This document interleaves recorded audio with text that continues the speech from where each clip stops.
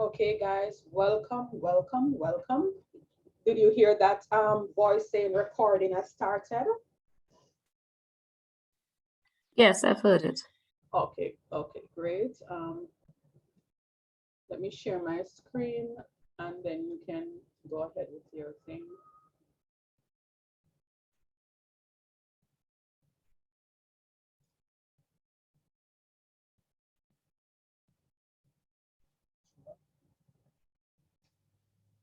Okay, can you see my screen now? Are you seeing my presentation? Okay, my mic is muted. First not. Yes, I'm seeing it. Yes, I'm seeing it, miss.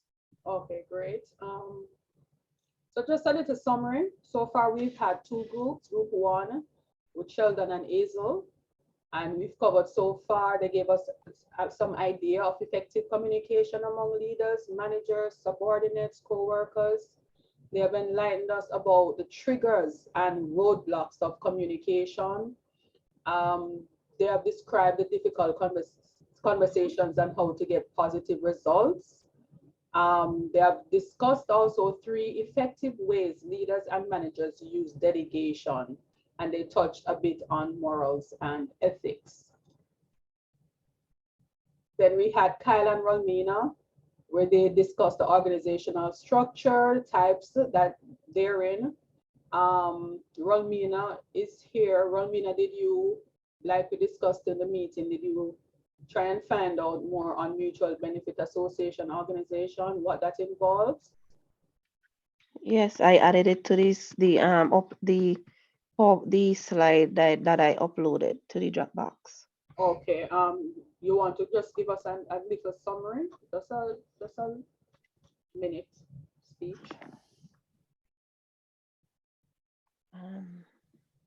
You remember what it is about and give us some example of it?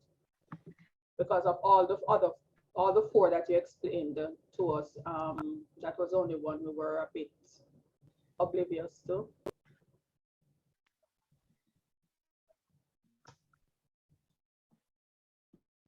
Okay, so while you think about that, then you guys informed us about the importance of effective management and leadership. Excuse me. You also gave us some ideas of drivers of changes, resistance to change among coworkers. Also, you discuss motivation, sources of motivation, and some best practices and approaches managers and leaders use to keep co-workers motivated. So two very good presentations so far.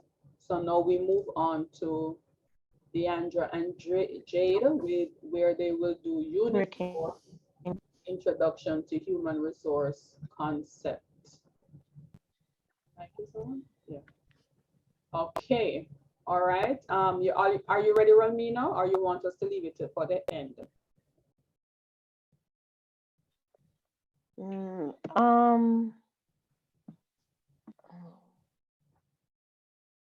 trying to find a document. I had it because Okay. I added it to the slide. Okay. All right. Well, we'll discuss it at the end then. Okay, it's your turn now. But I'm not hearing. Pardon me? It's breaking up because it's raining a lot here. So I'm hardly hearing. Oh, you're hardly hearing. All right, we'll leave probably by that time. By the time we're finished, you'll probably be hearing better. Okay, so Deandra will now take it away. Go ahead, Deandra. Good evening, Mrs. Edwards again. Good evening, Vernon and Romina. And it is a privilege to be sharing with you guys in this particular forum. As Ms. Edwards mentioned, Jade and I will be presenting tonight on Unit 4, Introduction to Human Resource Concept. You're probably wondering where Jade is. She's on a recorded media right now. So I am going to play her recordings and move the slide along so that we can learn from the presentation or the information in the presentation as we go along. Have Can you you just, shared screen with us? We're not seeing your presentation, Leandro. I was just about to do that, sorry. Oh, okay. So I have to stop share yours and then I'm going to share mine. So you should be seeing my screen right now.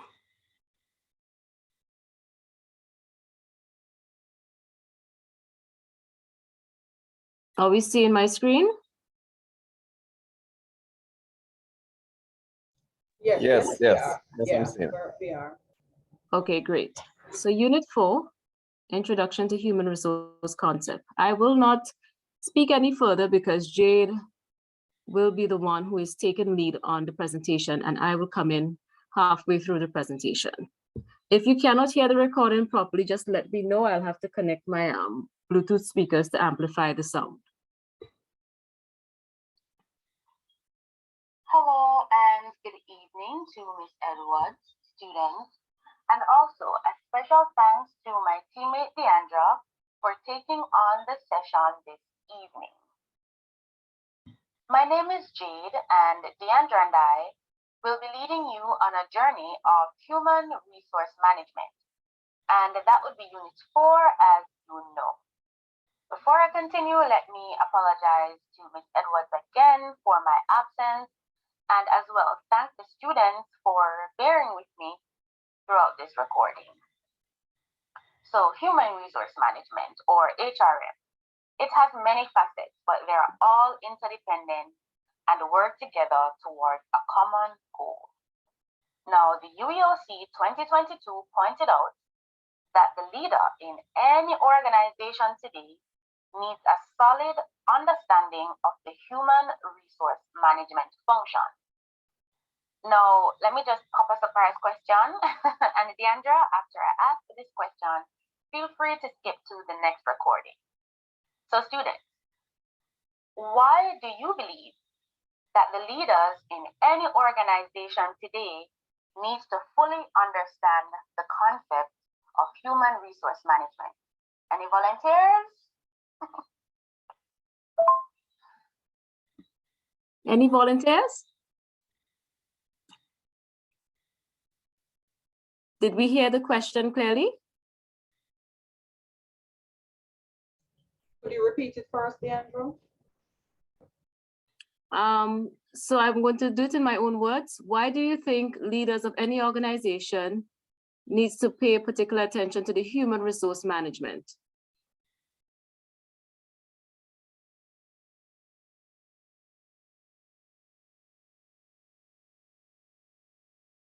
If Romina can hear me clearly, I'm going to call on her to answer, sorry.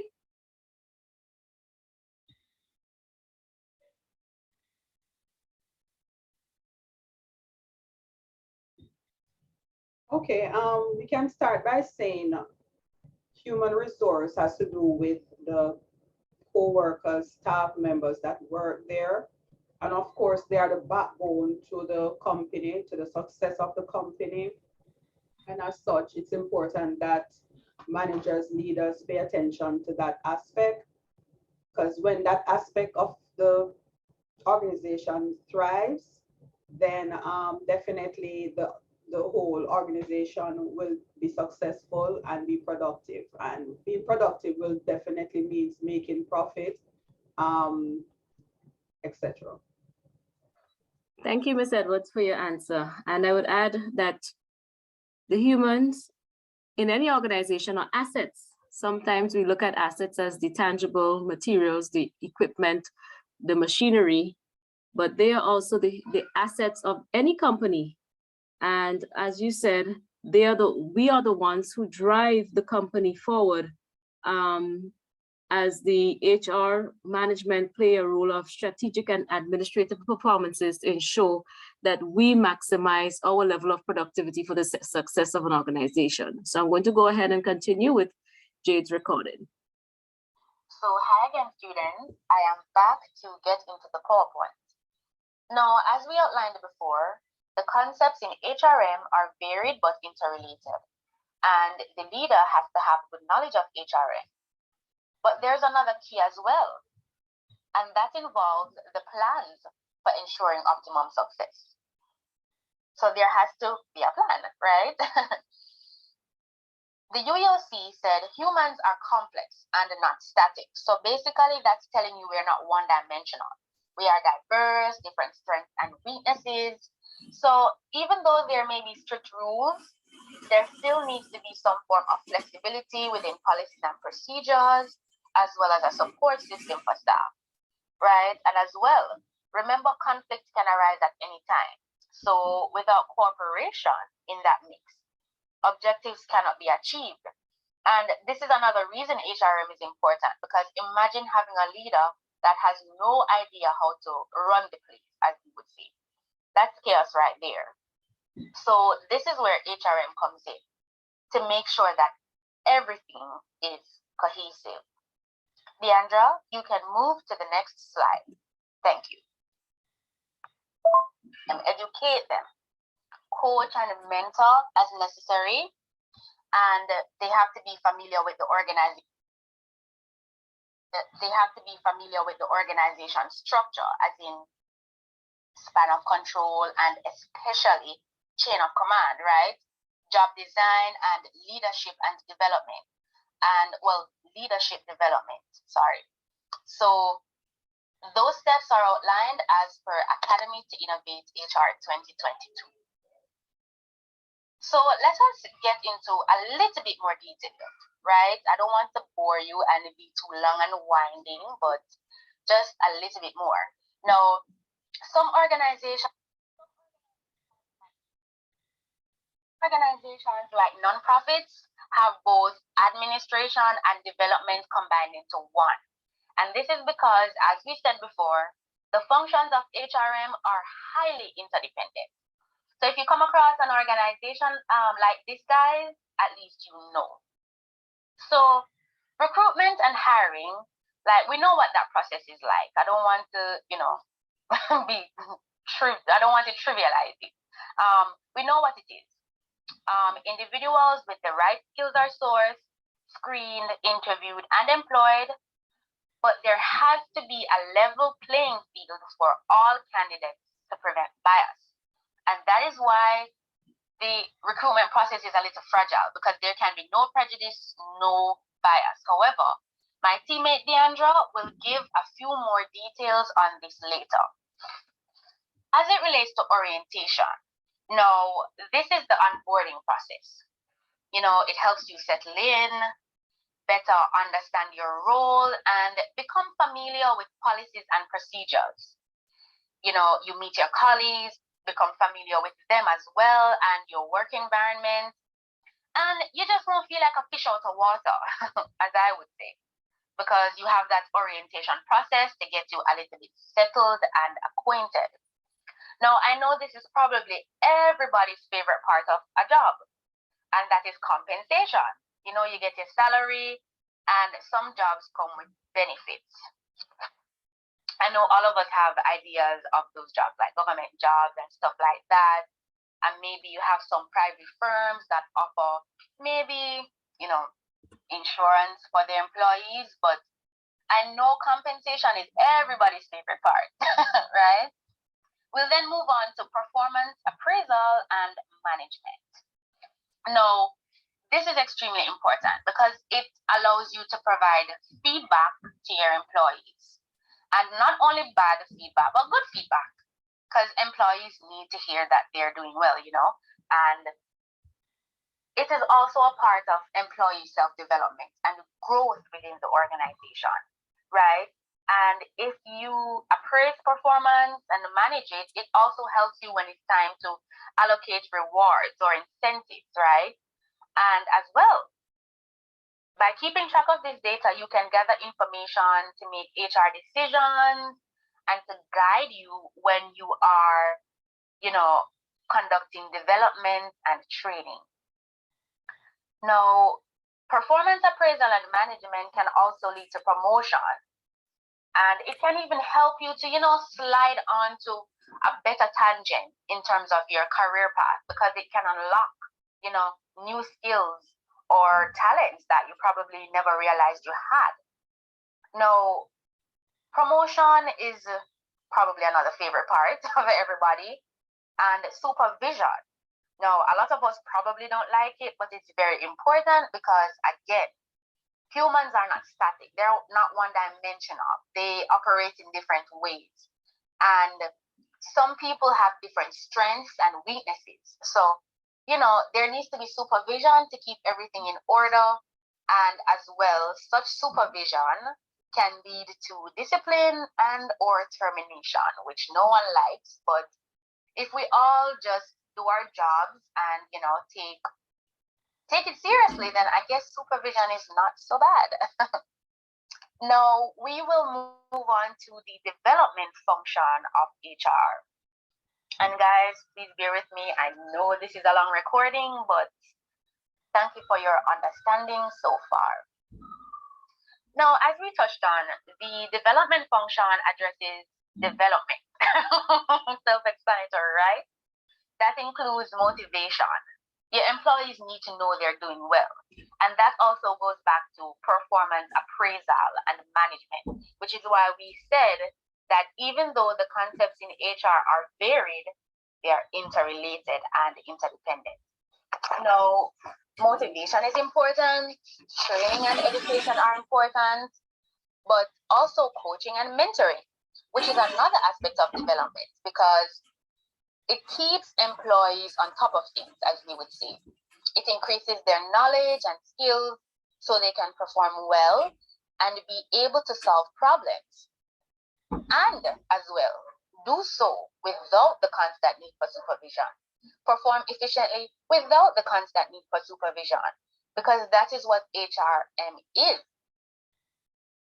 These plans, that are purported by the HRM maximize the productivity of employees. So it would then defeat the purpose to be under constant supervision. You have to be autonomous. You have to, take control of your job function. So mentoring and coaching helps employees to understand this, this concept better and think on their feet without always having someone to tell them what to do or to look over them, because that will also maximize the productivity of the organization. Now, as we had outlined briefly before, organization structure now has to do with the chain of command, like those who are set above you and set above them. And maybe if you are a manager or a leader, you might have subordinates. So organization structure has to do with chain of command and span of control, which is how many employees a leader or manager is taking care of or has control of, right? And this organizational structure has to be well put together, right? Because it can lead to decreased morale when employees encounter issues like having to report to different bosses, like today reporting to this one, tomorrow reporting to this one, right? And as well, the organization structure has to be cohesive because there can be, stagnation in the organization, like no room for promotion, etc., if the organizational structure is not pretty well laid out, Job design, though, that is important for optimization of employees and increased productivity. Like your roles have to be clearly outlined, and that's why HR is important. They have to explain to you the expectations, give you clearly defined roles, goals, and objectives, so that this can add to the wheel that HRM is, the turning wheel, the interdependent wheel that HRM is, right? And lastly, leadership development as a part of leadership development as a part of the development function of HR relates to leaders in the organization, right? Making it their prerogative to create a pathway, not only to facilitate higher levels of performance, but employee satisfaction as well. Because yes, you want to optimize, the organization or optimize productivity. But what about how your employees feel? What about their satisfaction? I'm not saying that the organization is there to satisfy the employee. Yes, definitely not. But what I'm saying is, if employees have decreased morale, they're not satisfied with the work environment and the general ebb and flow of things, in the organization, things won't be good. And according to the UEOC 2022, once the HR management functions of administration and development are in place, leadership development becomes more critical. And basically what they're saying is leaders should not just be concerned with getting work done, because as I was trying to explain before, just now, being concentrated on only getting work done destroys workplace dynamics. It destroys the ebb and flow, the relationship that you might have with people in the organization. And again, remember we said that HRM, like one of the functions, is to make sure everything is cohesive. So in this aspect, leadership development ties in with that, right? So if leadership is compromised, things may not go south now, because as Jamaicans would say, and the same day leaf go water bottom Iran. My mother always like to say that, and my grandma, and it's true. Things might not go south now if leadership development is broken down, but it might later for both the employee and the company. And we can see the recipe for disaster, that is, the chaos, if and when things start going south because the leadership is compromised. Now, let me just have everybody woosah, breathe, let your ears eat a little grass. It has been a long listening pathway. Right. All right, guys. So we're going to move on now to the learning activity before we move on to the next slide. So this question had two parts, I think. One was about administration and development. But since we just talked about this topic in depth and I'm on a recording, I'll just move down to the second part of the question. So, can one of the brilliant minds here today share with us if the development function of HR is visible in their workplace? So basically, what I'm asking you to do is say if your workplace is actually developing young talent, as in, just like the question said, is the development function visible at your workplace? And I know, again, you'll do a good job at answering the question, so great. After you answer, Deandra can move to the next slide. Right, so it's been a long recording, and I think a change in voice might be welcome at this point. Hope you like to hear my voice at this time.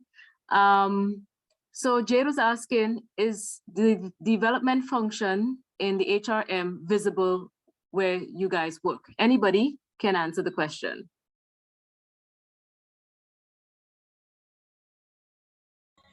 All right. I'll start. In Thanks my for that. workplace, in my workplace, I can see parts of it very, very vivid or very evident. But then there are other parts that it's kind of lacking. Can you So tell I me think- which part, sorry, is evident, and like one part evident, one part not evident? Well, you'll find that in the public sector, like for example, in my institution, like in a school, the training and the development or training and education, you would find that because you're always encouraged to upgrade, there's a teachers college, there might be online courses and so on, or the ministry might have different trainings, and during the holidays and so on, they would have workshops and so on. So there's part of training and education there. Coaching and mentoring, I think that is kind of lacking. Because sometimes the principal might be there and they're so busy doing their thing that they don't really have time to mentor, coach younger people, or coach other people. But Right. Vernon, It might be lacking. Vernon, coaching Sometimes- should not be left up to the principals only. Aren't there other persons who are responsible for coaching? Correct. The motivation, well, sometimes it's motivation could be intrinsic or extrinsic, but most people might be motivated.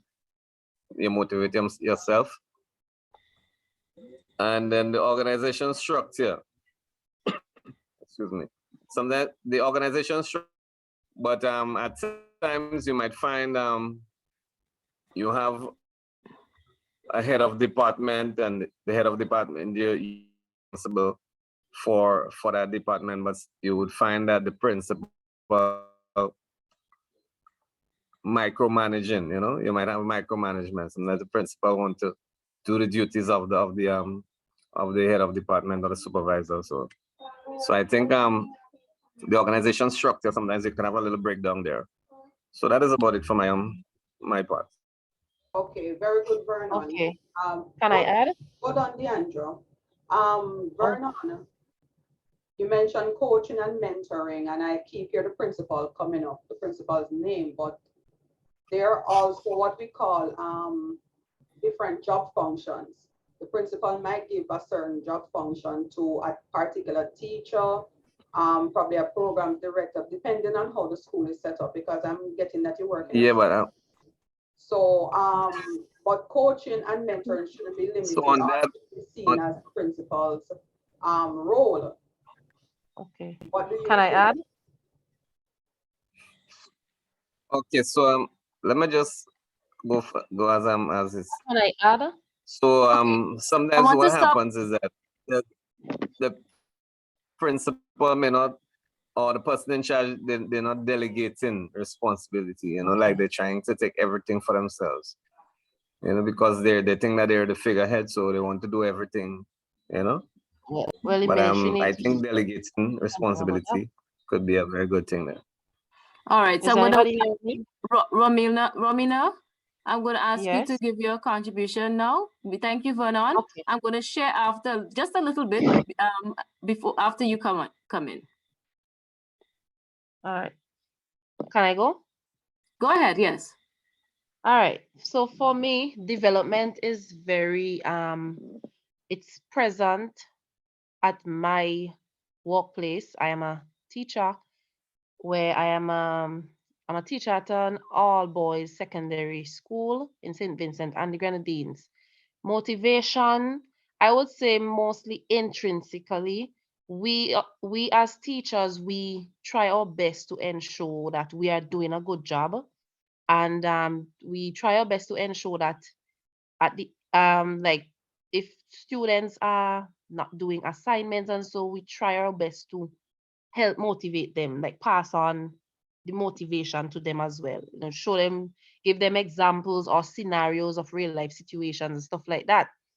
Um, Even though I think we tend to complain about the salary, we motivate ourselves so that we can help our students make a difference in their lives.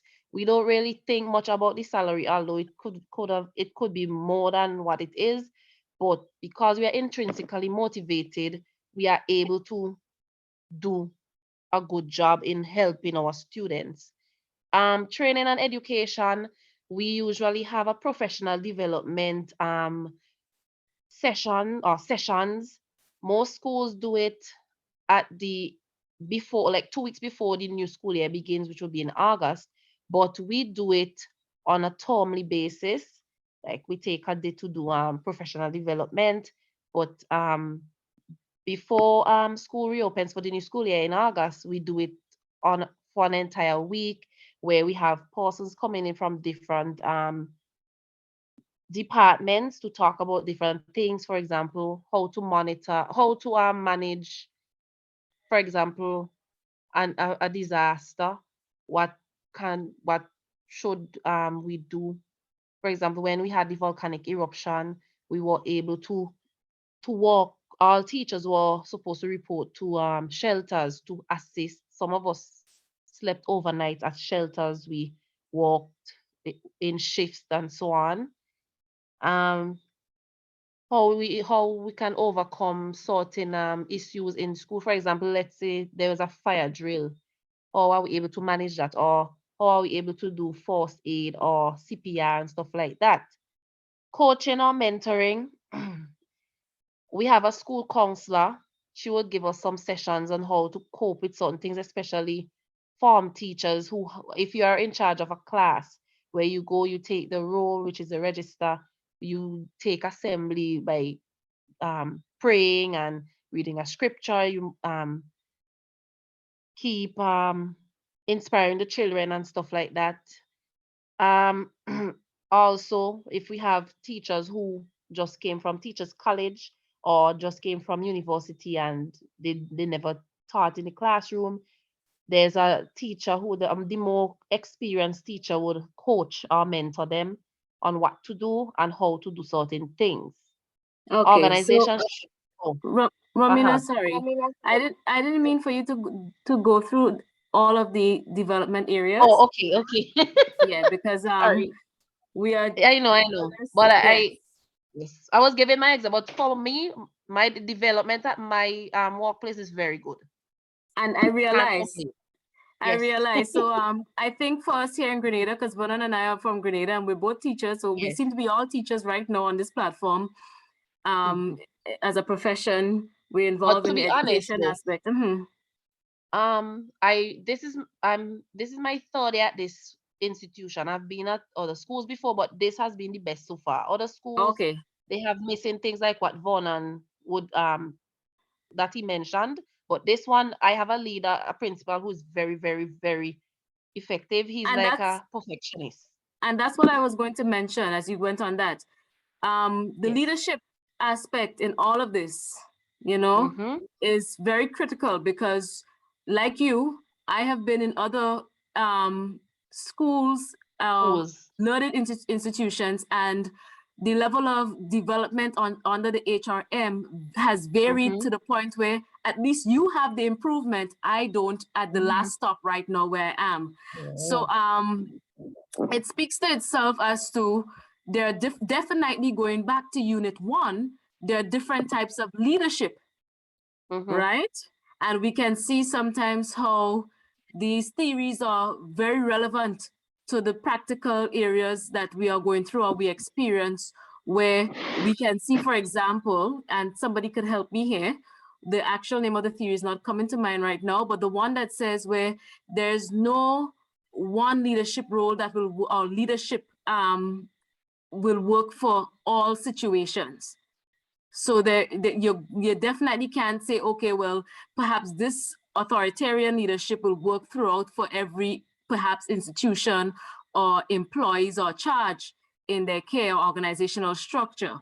So that is very relevant for us to understand as we go through this here right now and see how these units are tied in order for us to understand, have the holistic picture of management and leadership. So thank you very much, you, Vernon, and of course, Ms. Edwards, for input so far.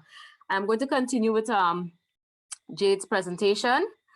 She should wrap up by 8:20, so the next 13 minutes, and then I'll come in.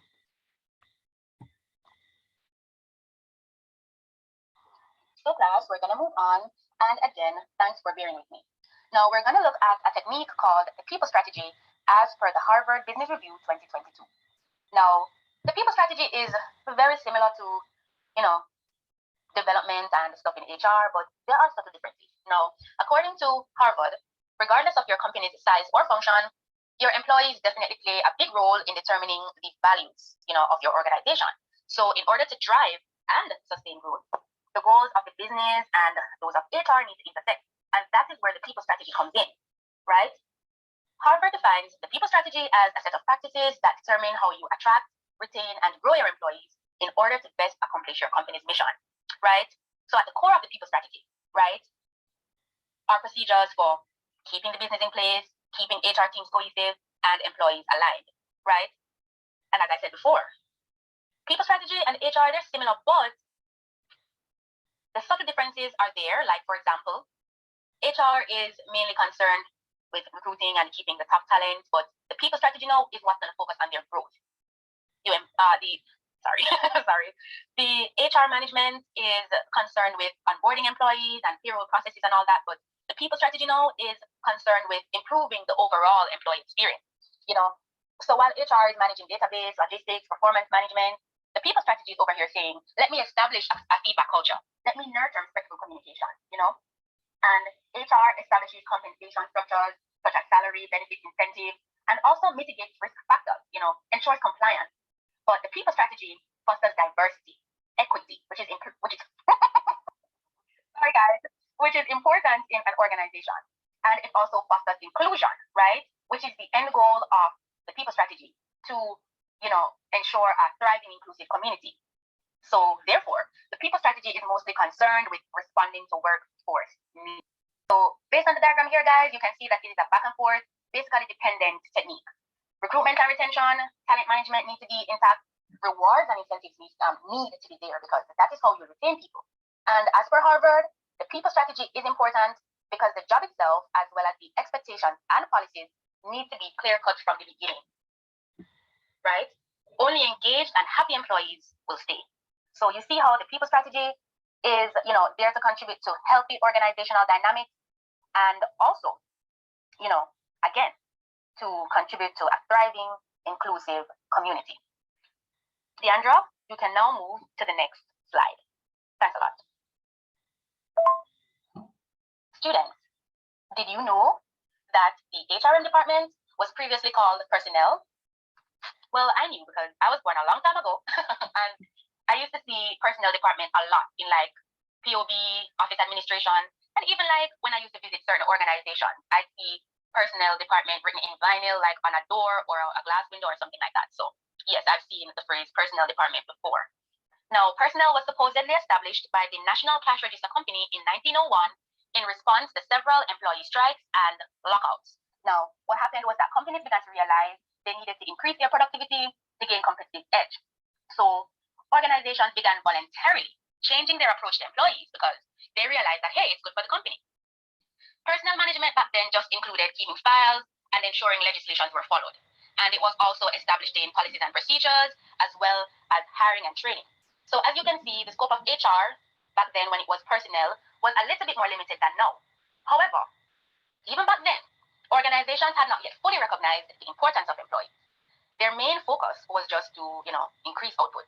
They were less interested in employee engagement because their opinion was that employees were easily replaced and even by more skilled ones too. So it was after much evolution and following best practices that personnel became HRM about 30 years later. That's a long time. Now just to quickly summarize best practices before I move on.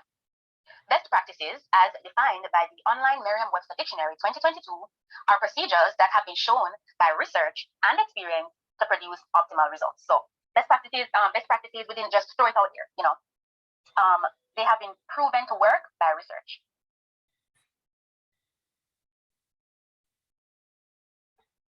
All right, so I'm going to now share this video.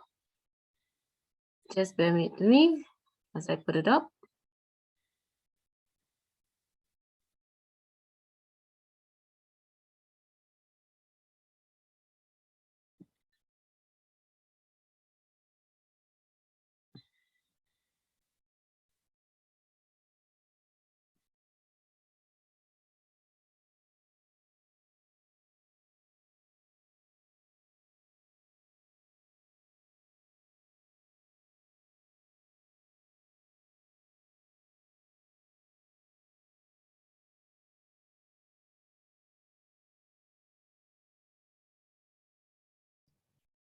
Deandra, is there any sign of the video being played soon?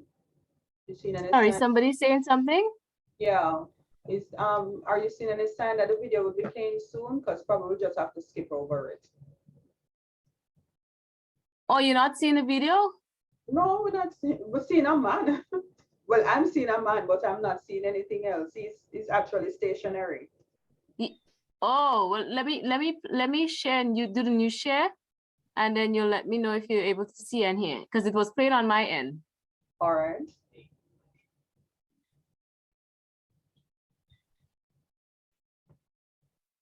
Let's start this now. We know that when people identify with the mission, Okay, Is that good. working now? Yes, that's good. Okay. people identify with the mission of the organization, when they like the team that they're in, when they feel proud of the values, when they go home at night with a good feeling inside, when they feel like bringing their best friends into the same organization, then we know that this is so strongly correlated with customer satisfaction, staff retention, low sickness, all the metrics, the productivity of the team, the cost structure of the team, the profitability of the team, and you can measure these things year by year, and you can see as engagement scores go up even 3 or 4%, customer satisfaction goes up 10%, profitability 5%, and actually one of the things which can most change this is just by dealing with 1 or 2 of the people who are the least engaged, and then the score can come really up. Because often it's just 1 or 2 that are pulling the whole team down. So it's really very important. I think one of the challenges, though, and perhaps we're going to hear more about this, I'm sure we will after lunch, when we talk about how to lead without having to lead by, this is my job, you do what I say because I'm your line manager. That's a terrible way to lead. But when we learn how to lead out of who we are, when we find that people follow us just because they trust us, they sense that we know where we're going, and they actually want to get there as well. They really like where we're going. And that itself produces engagement. It's that kind of leadership produces engagement. The sort of leadership that doesn't is you will do what I say because I'm your boss. The kind of video I showed earlier, that's a disengagement leadership. It's the leadership of punishment. It's the leadership of fear. It's the leadership of insecurity and the leadership of crisis management. But real, strong, sustainable leadership is of this very, very different character. It enhances the spirit. It makes one feel good to be alive. It makes one feel respected and honored as a person. It makes one feel that one can develop and that one has a future oneself. And leadership like that understands that you are a whole person, that you have maybe a wife, you have children, you have other thoughts other than the business, and that your life as a whole, you are perhaps a spiritual person as well, that we understand all of what you are, all of your own personal universe is important to you. And if we can connect with all of that, you know, I often say this, and perhaps to finish with this, the lesson of history is this: if you can learn how to connect with all the passions in the human heart, then people will follow you to the ends of the earth as a leader. They will buy your products and services with pride. They will lay down their very lives. They will sell what you do to all their friends without you having to pay them a penny. And what is more, and we know this from the non-government voluntary area of work, from the philanthropic areas, which you know so much about, they may even be willing to work for you for almost nothing. Thank you very much.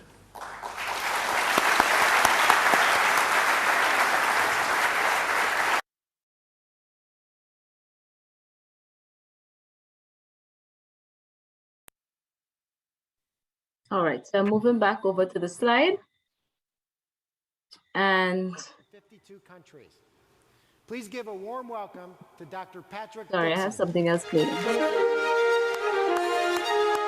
Thank you very much.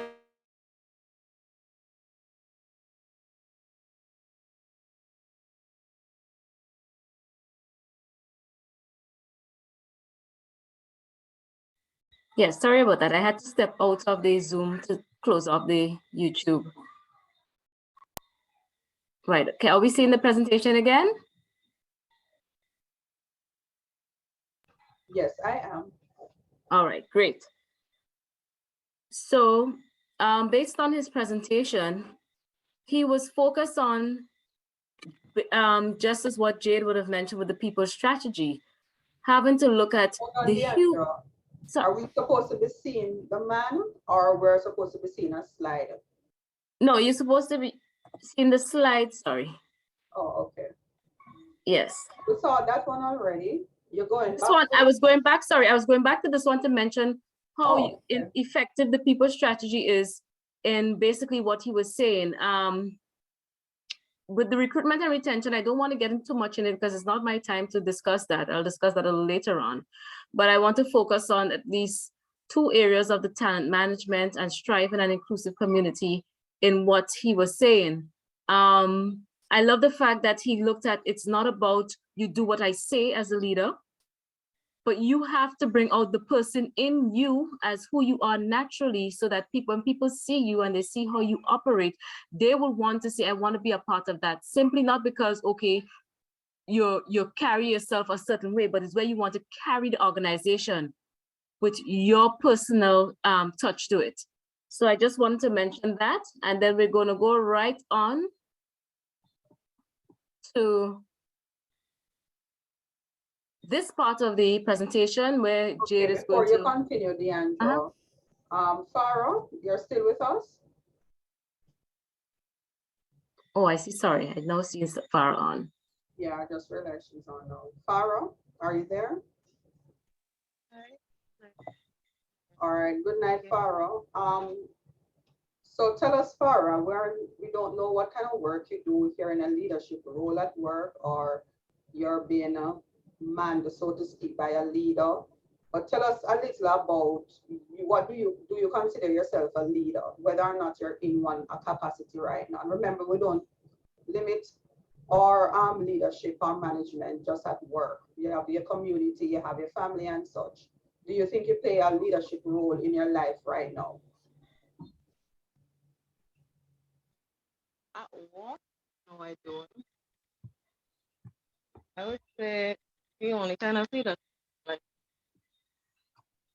kind of have is a church. Farah, you're breaking up. You can probably shift position or something. We're hardly hearing Right? you. You hearing me now? Yeah, that's a little better. I would say at work, I don't. Uh, but at church, I do help to lead the group sometimes. That's what I could have a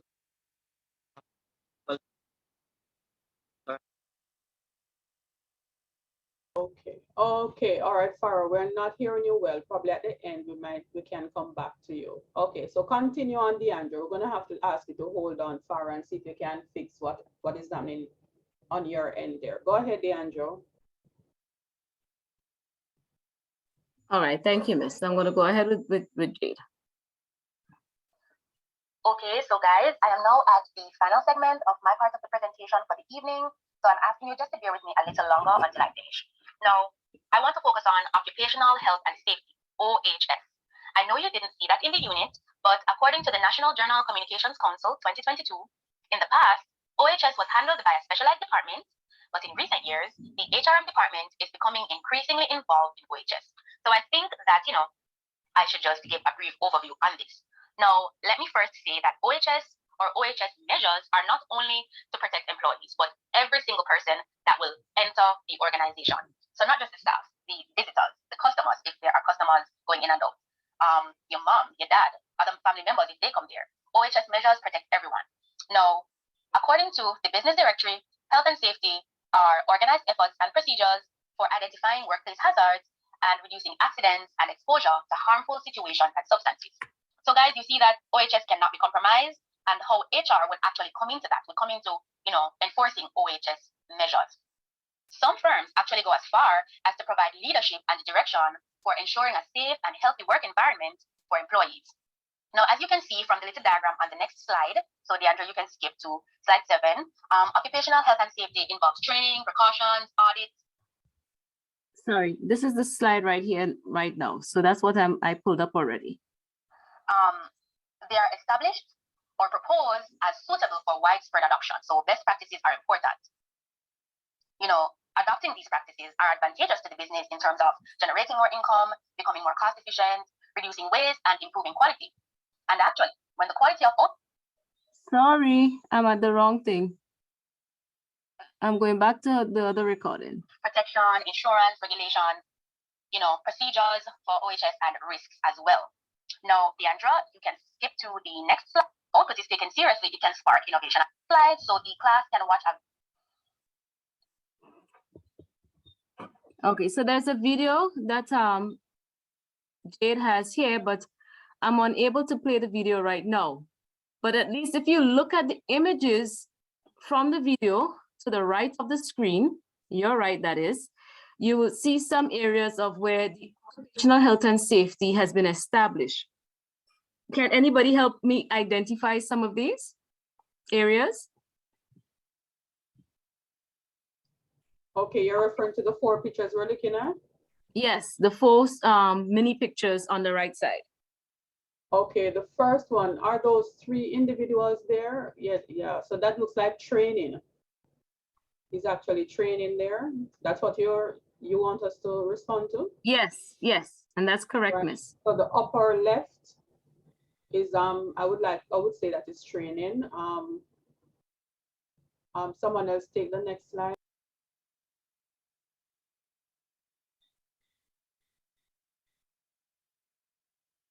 Farah, the one below it, below the training, with that man putting the, what do you call that now? Helmet The on. help. Yes. Yeah. What would you call that, Farah?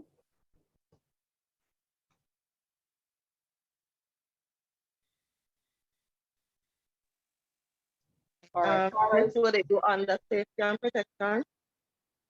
Yes. okay. All right, Deandra responded. I was thinking precaution. I was Anybody else? thinking both. You were thinking both, okay. All right, Vernon can take the one on the right-hand side now. I'm not taking over from you, Deandra, just trying to move a little quicker. Yes. Vernon, the one with the taxi man there, what's that? See, that's a safety, the seat belt. Safety in his well, that's his workplace, I guess. So. No, but from the list over on the left-hand side, which one you Oh, put from on okay. yeah, yeah. Precaution. Regulation as well would fall. He Very will good. fall under. Yeah, I will look at that as Yeah, regulation. regulation, Regulation because according it's to the law. according to the law, yes. Yeah, all right, very good, Vernon. And the next one will go to Rolmina.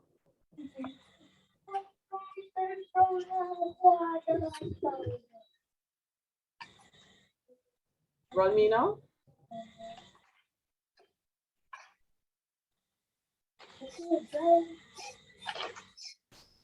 You're here with us, Rolmina? All right, go ahead and tell us what that one is, Deandra, and then you can move on. So that one with the person putting on a pair of gloves, I will associate with risk. Protection as well and precaution, but I say risk because, for example, if he's about to pick up something that is toxic, or some, I should say it has toxins in it or might be to his detriment, then he's trying to avoid the risk by making sure that he's fully cladded, just like the COVID-19 regulations, having the frontline workers to wear their gloves and suits and so on to prevent them from being at risk for in getting infected. Okay, you mean risk management? Yes. Okay, all right, you can move on now. Yeah, thank you for that little icebreaker there. No problem.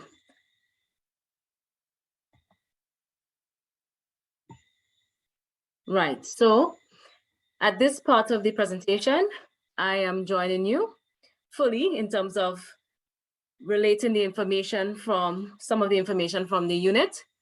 And in this part of the unit, it addresses the challenges in the recruitment and retention of human resources. Now, recruitment and retention are two aspects of human resource management.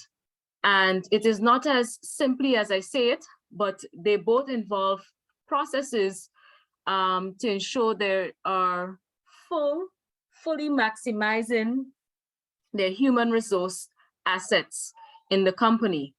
Now, when you speak about recruitment, we are talking about a position that may become vacant for several reasons, and they're in need of someone or some people to fill that vacant position or positions. And so in recruitment, you have areas such as the job description, which is very necessary because you need to inform, let me go back a bit, not to inform only, but as a leader in the organization, if it is you who or a committee is involved in having to look or to recruit somebody, you first want to know what you would like this person to do.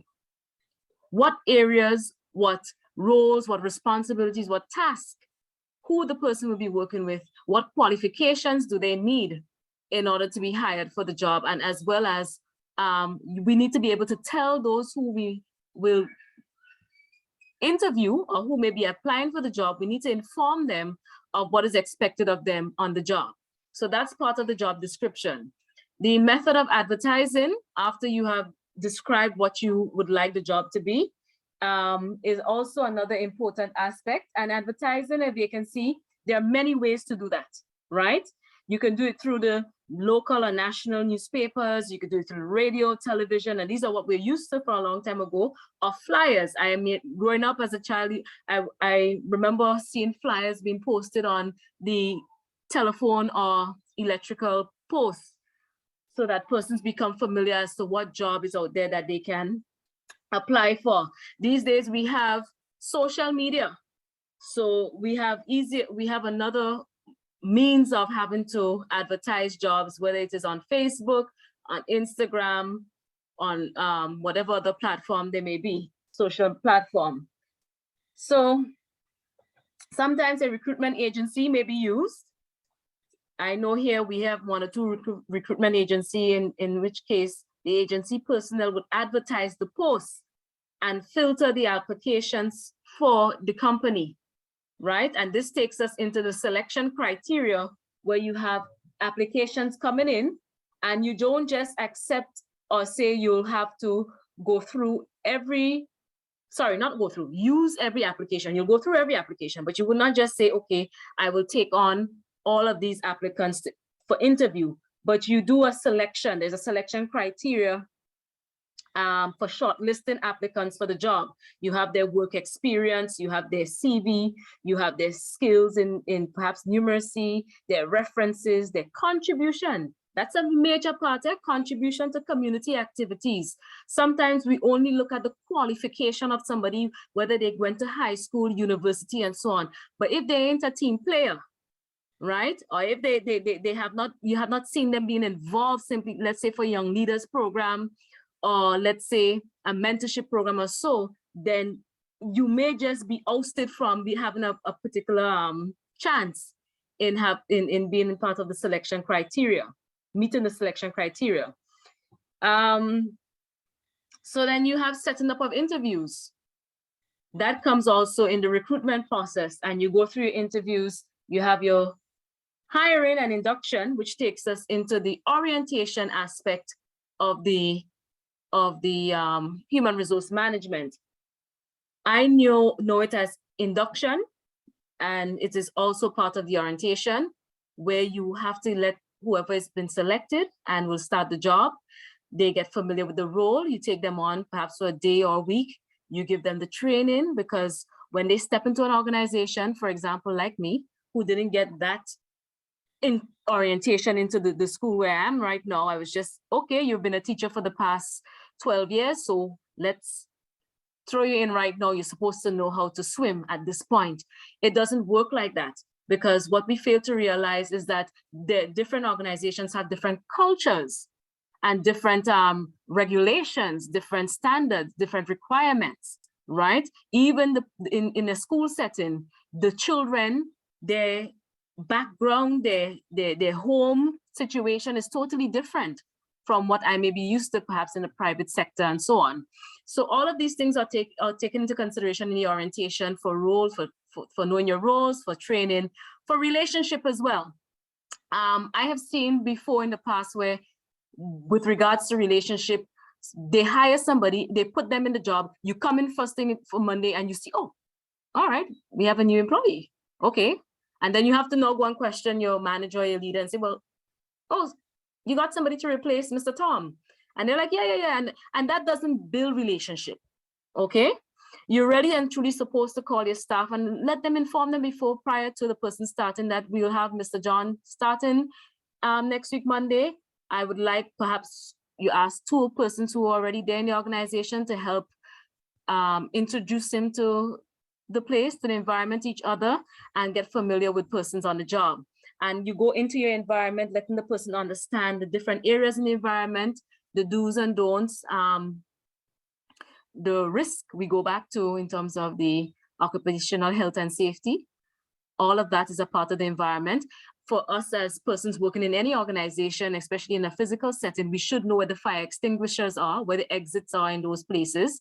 And so all of these things are important for the environment. And then you have documents.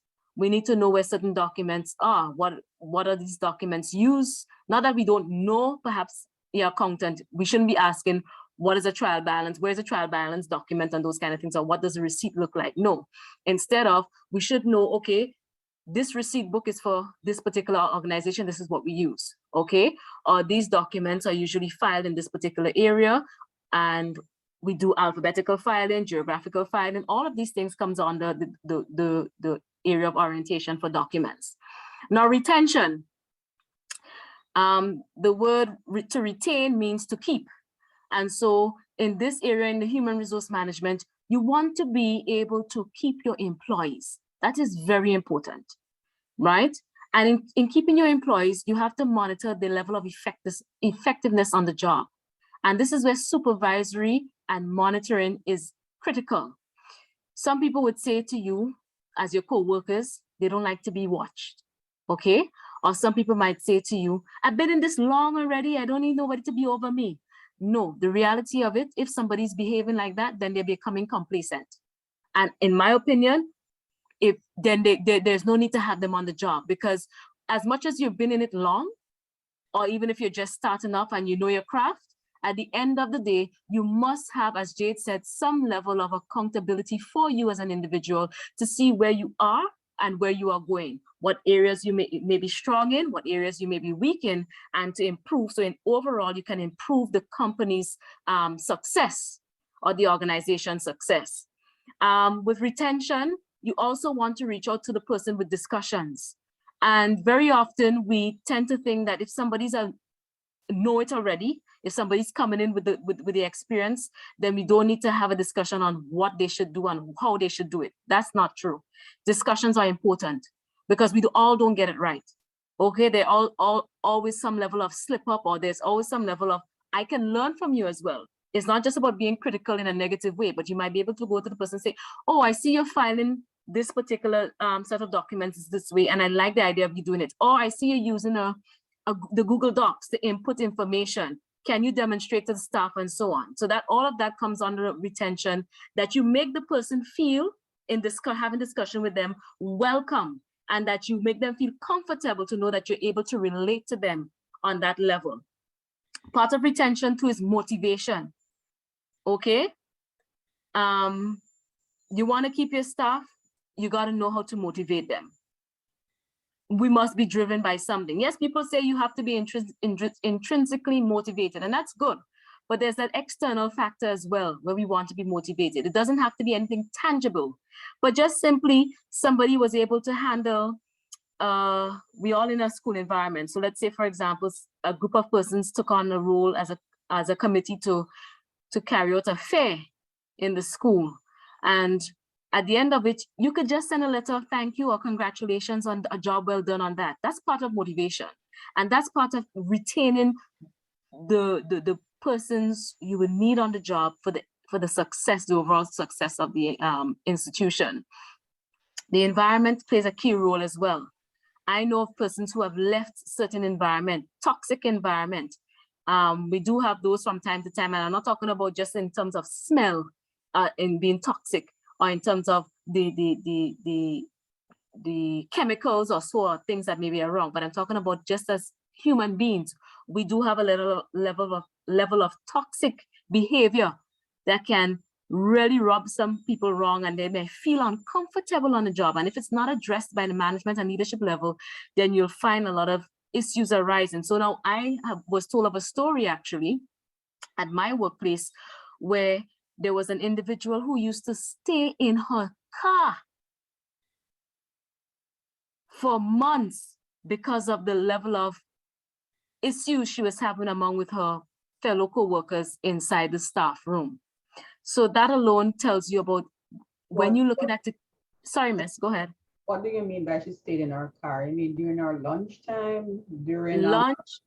Her free, when she didn't have classes, she stayed, her staff room, her car became the staff room for her. Oh, okay. Oh, she's not, okay. So the staff room and the lunch room for staff, and so she doesn't go in those areas. No, unfortunately, she passed away too. Oh dear. But it yes. was, well, persons can pass away from psychological effect. That wasn't the case, right? I don't have the full story, but there's some parts of it that lean towards that, where to tell you the truth, the husband did not want members of staff to attend her funeral. Oh dear, it was that bad? Yes. My Lord. Okay, all right, thank you. Can continue. Yes. So going back to retention, you see how important it is to take these areas into consideration, as well as performance review, as I mentioned a little bit about it, to see where you're weak at, what you're strong at, and what can work better going forward. Moving along, recruitment and retention. We're still on these two R&R, the relationship between them. And basically the relationship is that retention begins with recruitment, as Kramer 2014 stated. It's really where you try to recruit the best person to make the right fit for the job. You don't want to have a square peg in a round hole, or you don't want to have a round peg in a square hole, whatever the saying goes. The idea is you want to have the best fit. And so you start off by looking at the recruitment area of having to make sure whoever you hire for the job, they will be around in your organization for a long time. The other aspect in the relationship between recruitment and retention is keeping employees lead to reducing high labor turnover. So you don't want to have a case where you can't keep employees, you're not able to retain employees, and you always have to do constantly going over the recruitment process, right? That actually depletes your standards and quality of employees, and it makes your organization, or it puts your organization in question from persons looking on the outside. You always have a high level of turnover. Sorry? Keeping employee leads to reducing, keeping employees. Leads, okay. Yes. Yeah, so retaining employees lead to reducing high labor turnover. That's also mentioned in the unit. Where, like I was saying, you keep employees, you don't have to keep looking for or recruit and having to constantly recruiting persons.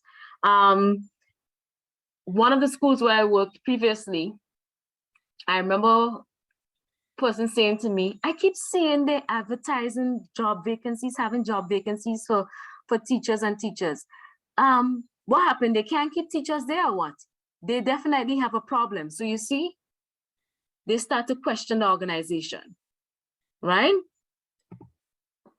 Moving on, conflict resolution. Any questions so far before I go into conflict resolution?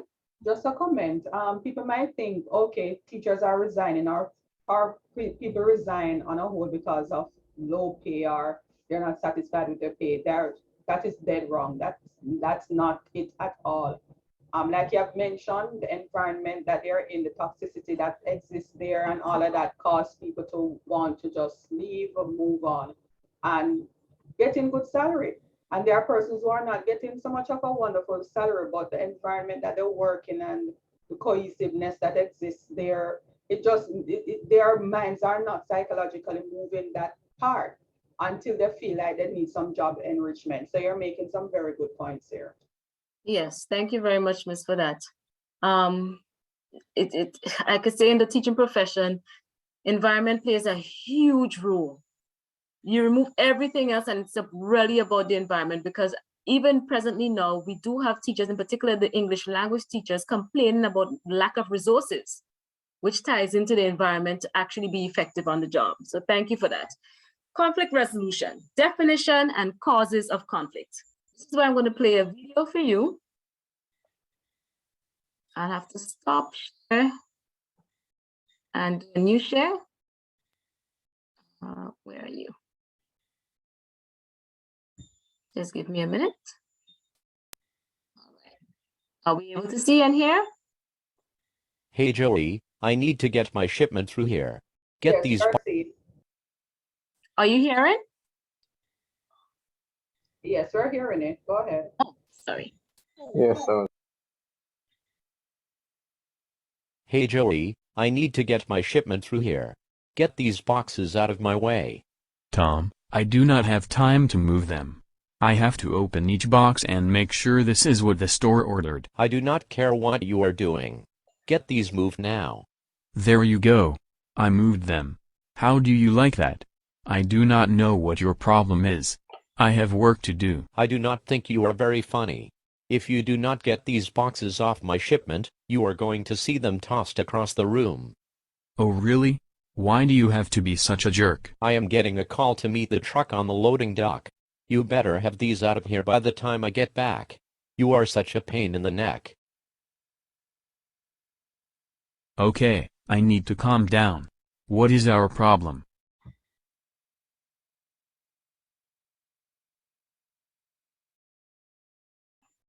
Anybody could tell me what is their problem? Lack of teamwork and disrespect, I would say, and lack of just concern about the different role that each of them play. Lack of respect, I would say, and team play. Anybody else? Thank you, Miss. Anybody else?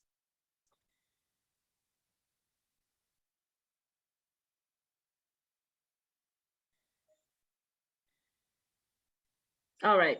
So Mrs. Correct. Mrs. basically pulled out some of the causes of conflict that, yes, we've seen in the video, and I'm sure, yes, some of us have have experience on the job. And I want to add here that according to the Merriam-Webster dictionary, conflict is an opposition or contradiction that causes discord or disagreement among two or more persons. And so we saw that level of discord and disagreement, right? So much so the person walked off, right?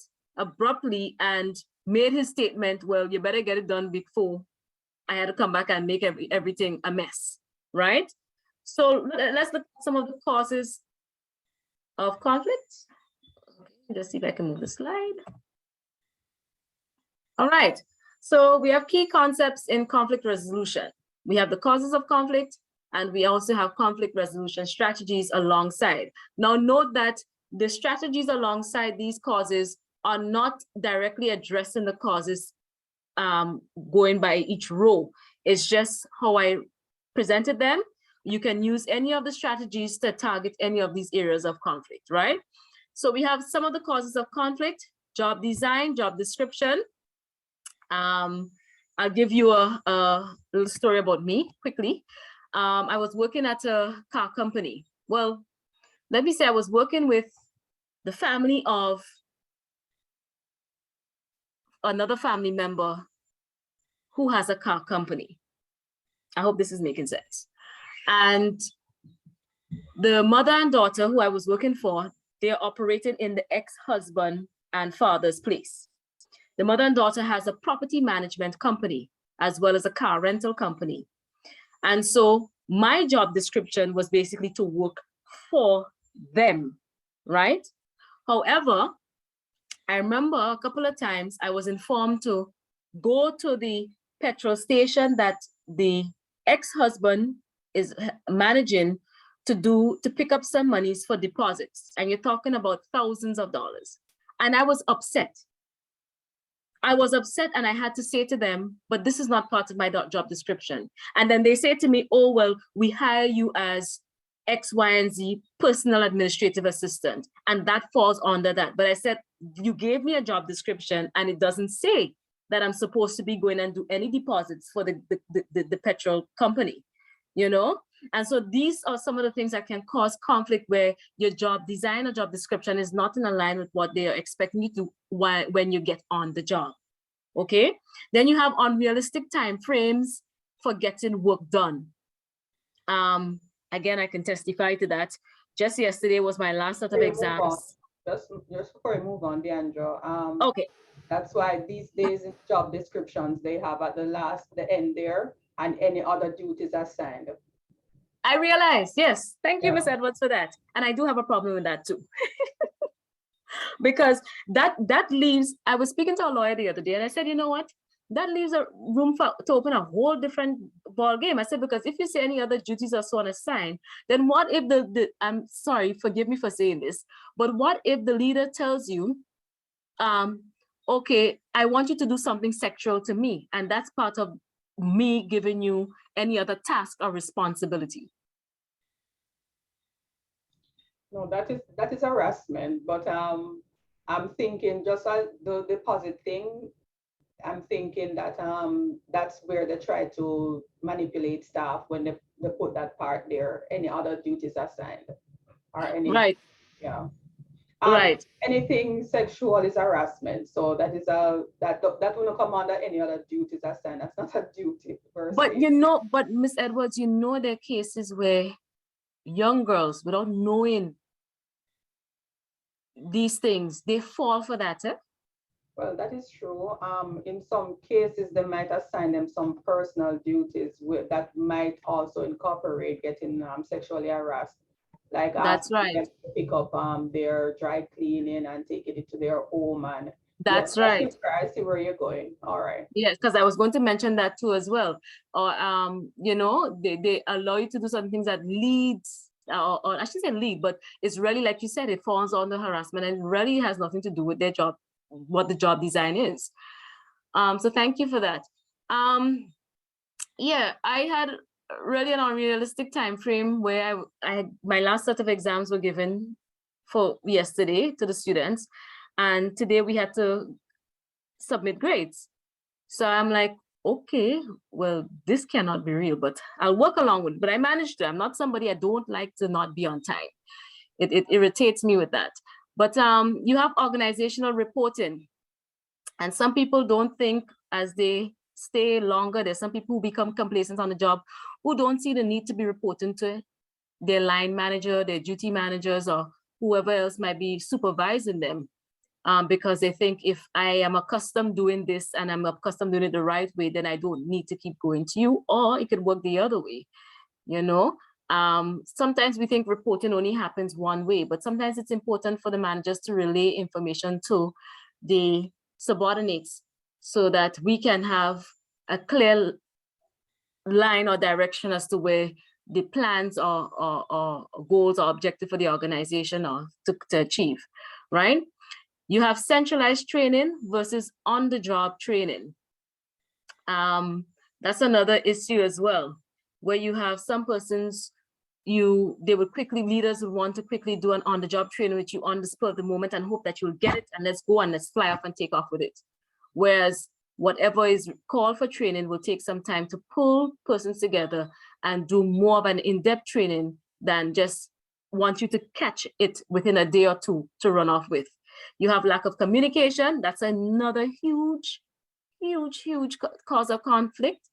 And lack of communication is not just not saying anything on, or like I mentioned before, not reporting, but it also has to do with how the information is interpreted, how is it sent, and what medium was used to convey. I always say I don't particularly like when I'm dealing with certain situations with relation to school, I don't particularly like to message people. Message has a different interpretation than having a telephone conversation. Message can actually conjure, for example, a different set of emotions as compared to having a telephone conversation. So all of that is part of the communication, breakdown in communication and a cause of conflict. You have lack of supervision, where persons are not supervised, and so you get a lot of mishaps, you get a lot of things not seen, and persons continue to do the wrong thing without having to be corrected, or persons tend to lapse, okay, on the job as well, and they take things for granted, including time, reaching to work on time, or leaving work early, right? You should also bear in mind that persons don't like to be micro-supervised, which means that when persons feel as if they're left with the autonomy of getting the task done, they work better. Right. But, so we have to, when we say lack of supervision, we have to be careful there, because if you have some persons who like to micromanage people, and it's very uncomfortable, and it's as if they cannot be trusted on the job, and that's what causes retention, persons leaving. So I think we could break that down more as to micromanage. Not sure how you'd put that, but persons hate micromanagement. They would prefer supervision where, yeah, you're checking with me once in a while, or there's some problem arise, but trust me to do the job. All right. Yes. Thank you, Ms. for that. And as we mentioned before, toxic work environments are part of the causes. I mean, these are just some and not all. We may experience something totally different or new as time goes along. And then we have some of the conflict resolution strategies, trust and open communication. I think that's self-explanatory. Not being, I want to add here, hypocritical. Let's skip over the strategies. Okay. Yeah, because they're self-explanatory. Let's move All on to the next slide. Okay, so let me go to the next slide. Collective bargaining issues and processes. According to YDEW2004 2022, collective bargaining is the negotiation of union contract terms on behalf of members of the union. In the public service, we do have a teachers union, and we have been involved in a lot of activities. Well, I should say our representatives, meaning those who are at the helm in the union, have been representing us on some issues and have brought it to us. The way it works is that they represent us, they go before the managers, and they have dialogue, they have negotiations, and if they can't seem to come to an agreement, they may have mediation, somebody who is neutral come in to see if they can sort out and meet, and the two parties can come to some agreement. If that doesn't work, you have arbitration, similar to mediation, to find the best suit for the issue so that it's meeting, both parties are basically satisfied.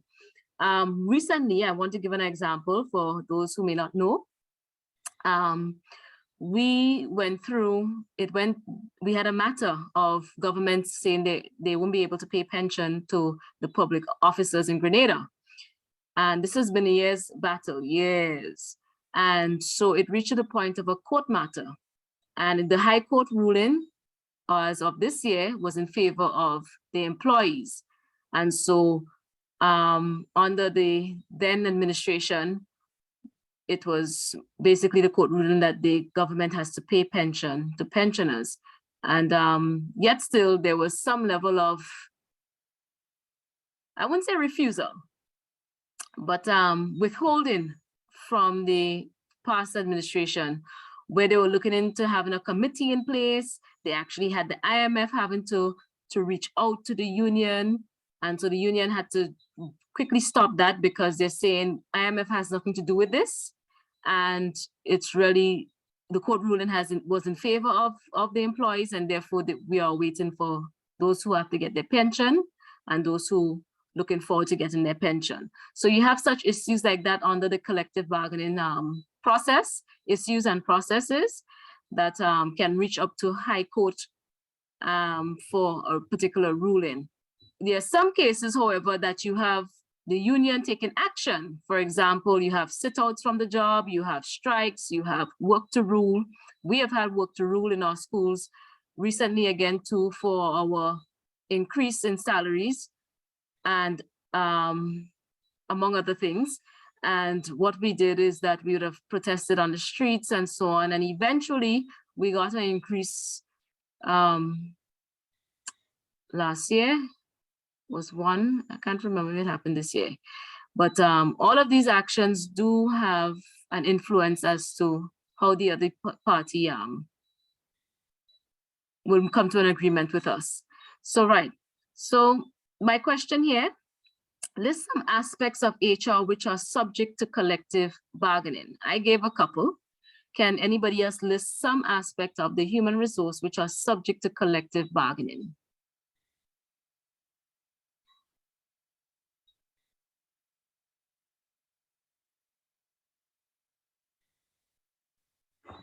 Who is still on? I'm still here. I'm wondering if your peers are still here, if your colleagues are still here. Guys, are you still around? I'm around. Yes. Yeah. So go ahead, now, Vernon. Go ahead and tell us. Give us one aspect. All right. I think something like the minimum wage. If you want to increase the minimum wage, I think that should go through a collective bargaining process. Yeah. Yes. Yes. Anybody else? Romina is usually roll call. What is happening tonight, Romina? Not around. Farah? Hi, I'm wondering if sick days or vacation days or time off could come under that. Yeah, I would say yes. Yes. Yeah, because certain positions they will give more, they could Yeah. negotiate for more days for them. Yeah, certain positions, the more higher up you are, you won't. Some persons will get like 14 departmental days, and you find the upper Right. you already get to 20. And oh sorry, I could give another one. Yeah, of course. Yes. Yeah.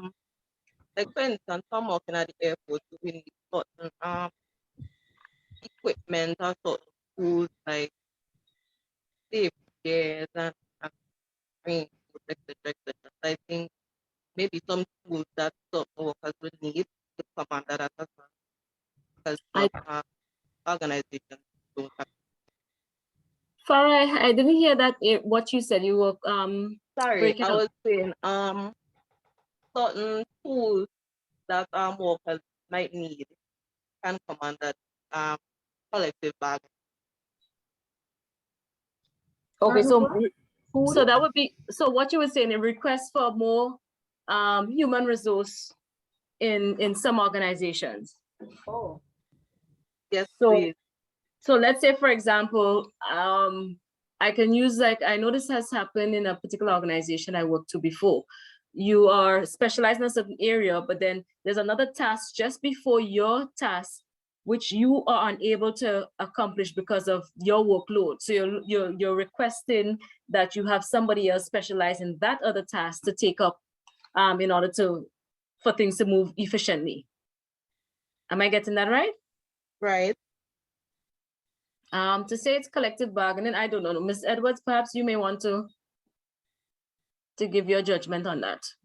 I really didn't hear Farah because looked like something wrong with our Wi-Fi. She was My saying having like negotiating really saying that having to request more human resource in an organization. Oh, well, yes. I think that will come because it means expanding the organization. Right. And I find that when you have particular persons taking on too much workload, once the company is still running, you have managers, the CEO, they're still having the same staff taking on that heavy workload. So so the union will have to come in to say, no, this job function that this person has can now be split into two. So yes, that has to do with bargaining as well. Okay, great. I also want to add health and safety. The environment, health and safety. That's also an area that would bring up collective bargaining, processes. Sorry, miss? Right, yes, you're right. Staff Fringe welfare. benefits, other fringe benefits. Sorry, Banan? Speaking of other fringe benefits, like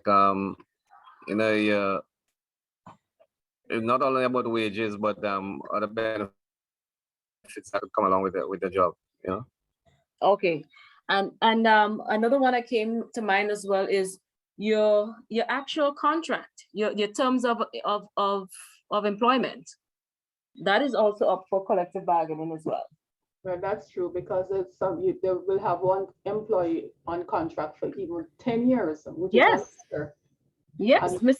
the contract only means that the job might be temporary, but when you have somebody there for 10 years, it means that it warrants a permanent position. But because they don't want to give them certain incentives like dental and Pension, yeah.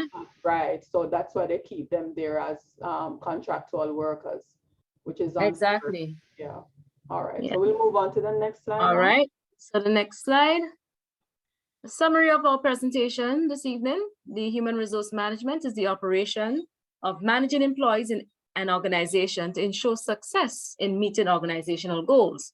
The practice of managing people involves recruitment, retention, talent management, health and safety on the job, compensation and employee benefits, training and development, and conflict resolution.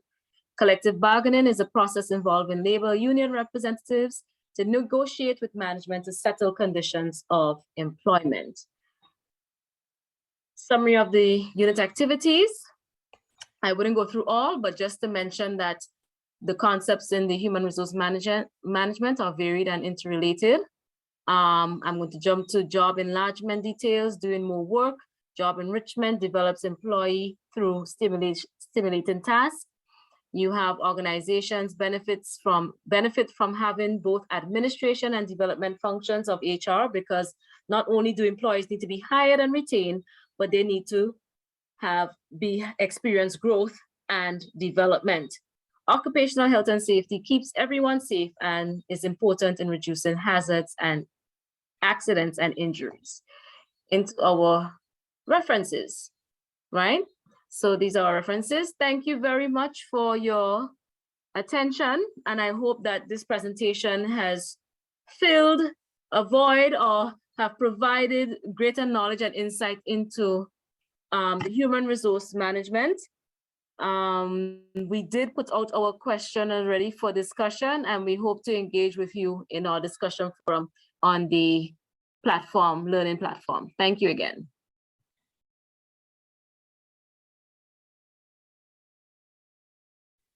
Over to you, Ms. Edwards. Okay, sorry, I was looking for my mic. All right, very good, Deandra. That was a lot for you, but you came through well. And Jade, I believe our recording went well as well. The class, there are no questions from the class. Thank you. We engaged. You're welcome, Deandra. We were engaged during the whole presentation, so probably there won't be any questions, but one comment from me. Be careful, guys. I realize, Deandra, you like using the Merriam dictionary, online dictionary. When you're at this level, this university level, we have a lot of credible documents, papers that are written by and peer reviewed, that you can actually get some really good definitions from, suitable academic scholarly definitions from. Try not to subject yourself to Merriam. Okay, just use the Merriam just to enlighten you, but when you're doing like a presentation and you're presenting, or you're doing your papers, try not to use online. Okay. Just subject yourself to online dictionary, all right? Sorry about that. What happened is that I actually had to quickly use the internet to get it, because I tried to open my part of my notes on the Word document here, and it wasn't opening. So everything was actually coming from my head. I actually had the written presentation, but I did not get the chance because my computer wasn't working to transfer it to my phone to be able to use as a better guide. So I quickly had to pull up, and the first thing that came up was a Merriam-Webster dictionary, which I really don't use dictionary stuff on the internet. So yeah, sorry about that. Okay, that's okay. I'm glad you pointed that out. All right. And it goes for everybody, guys. Please, not just for this course. So you remember the level you're at. Don't try, but Deandra explained herself that she just had to reach for the quickest thing as a result. But I've seen it over the past years where students jump for Merriam or some online dictionary, and at this level, you're not supposed to be subjecting yourself to that. There are a lot of articles out there, okay? All right, I guess we can end here. Nobody wants to make any comment? No comment, Vernon? We're missing. Well, should say that the presentation was well done. That's my well done. Hats off to you. Yeah, and I Thank like you very much, Vernon. Yeah, and I like the explanations.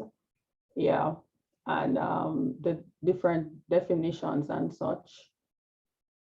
Okay, all right. Well, Mina is so quiet this evening. I'm feeling that she's not around. All right, guys. So we can close off here. Very good. No, the last one, group 4, will be on Thursday because Farah expressed that Friday is not good for her. So we're gonna go, that's the only group that has that Thursday on their schedule. And I've extended the reflective journal for the 3rd of July. Yeah. Okay. So I hope you'll use the weekend to really put it together properly. All right, guys. So Thank you, miss. Thank you. You're welcome. All right. I have two Romina now. All right, guys. So we're gonna go off. We're gonna go. This is Friday. People tired or people want to go out and socialize or whatever, or just go to sleep. So I'm gonna stop you here. Thank you so much, Deandra and Jade in our absence. You're welcome, miss. Thank you. Thank you, everybody. Have a good night. Bye. Good night. Good night, everybody. Good night. Bye, everyone. Bye bye.